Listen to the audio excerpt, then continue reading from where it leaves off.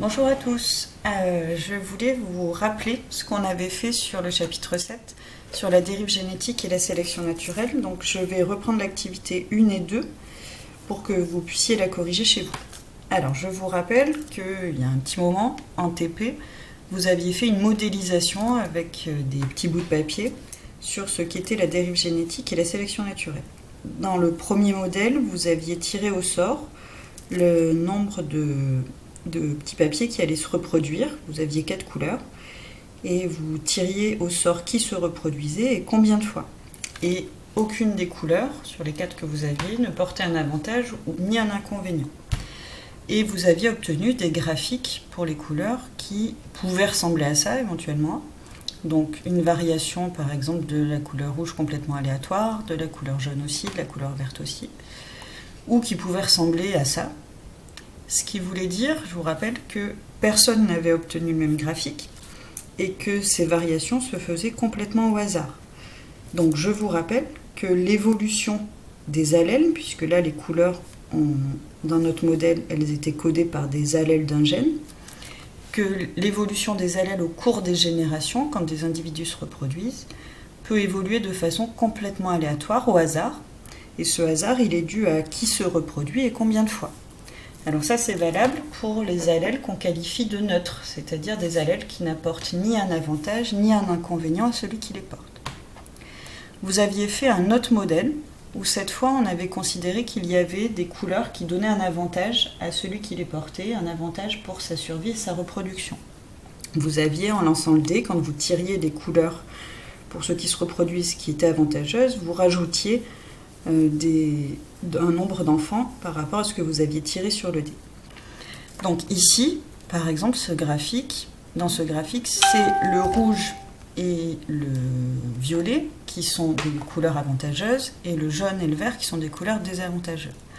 Et donc on voyait qu'au fil des générations, c'était les allèles avantageux qui devenaient majoritaires dans la population et les désavantageux qui devenaient minoritaires, voire qui disparaissaient. Si on faisait ça avec d'autres couleurs, là c'était le marron et le bleu qui étaient avantageux, et le rose et l'orange qui étaient désavantageux, c'est pareil, c'était les allèles considérés comme avantageux qui allaient devenir majoritaires dans la population au cours des générations. Ça nous faisait dire, donc ces deux modèles, qu'il existait deux façons pour les allèles d'évoluer au cours du temps. Soit ils évoluent par dérive génétique. La dérive génétique, c'est quand des allèles n'ont pas d'effet particulier sur la survie ou la reproduction de celui qui les porte, c'est des allèles neutres. Et donc l'évolution, elle se fait uniquement au hasard. Ici, dans ce schéma, on a des petits oiseaux de différentes couleurs. La couleur, elle est portée par un gène, et il y a ici l'allèle rouge, l'allèle vert, l'allèle bleu, l'allèle jaune, l'allèle rose. Et quand cette population se reproduit au fil des générations, il peut arriver que, par exemple, l'allèle rose disparaisse et des allèles verts qui restent, bleus, rouges. Ça, c'est dû au hasard de qui s'est reproduit et combien de fois. Comme ce n'est que dû au hasard, ça s'appelle de la dérive génétique, cette évolution. L'autre mécanisme qui permet de faire évoluer les allèles au cours des générations, c'est la sélection naturelle. Cette fois, elle porte sur des allèles qui favorisent ou défavorisent la survie de celui qui les porte. Celui qui a les bons allèles, à un bon moment donné dans l'environnement de départ, va mieux survivre et donc mieux se reproduire et donc mieux transmettre ses allèles. Ici, par exemple, si on reprend une population d'oiseaux départ, que les oiseaux jaunes sont désavantagés, par exemple, qui seraient plus prédatés par un prédateur, se reproduiront moins, survivront moins, et donc au fil des générations, les oiseaux jaunes vont tendre à disparaître, alors que les autres, qui sont avantagés, vont tendre à se multiplier.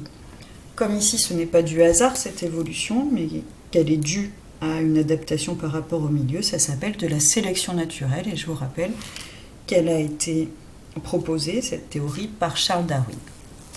Voilà, j'espère que c'est un peu plus clair. Et vous aviez une autre activité, l'activité 2, avec des exemples concrets de dérive et de sélection naturelle. Je vais vous faire une autre vidéo pour vous expliquer ça.